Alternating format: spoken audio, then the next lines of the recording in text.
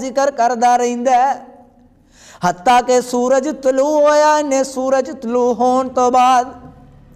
نماز اشراق دیاں 2 رکعتاں ادا کیتیاں نے میرے پاک پیغمبر علیہ الصلوۃ والسلام نے فرمایا اے نماز فجر پڑھن والا بندہ اپنی اسے جگہ تے بیٹھ کے اللہ دا ذکر کردا رہیا ہے حتیٰ کہ سورج طلوع ہو گیا انہیں نماز اشراق دیاں 2 رکعتاں پڑھیاں نے میرے پاک پیغمبر علیہ الصلوۃ والسلام نے فرمایا کہ اللہ رب العالمین اس بندے نو ایک حج اور ایک عمرے دا اجر و ثواب عطا کر دیندے نے پہلا فائدہ کہ اللہ جنت دا مہمان بنا دیں گے اور دوسرا فائدہ کی ہے کہ نماز فجر پڑھنے والا بندہ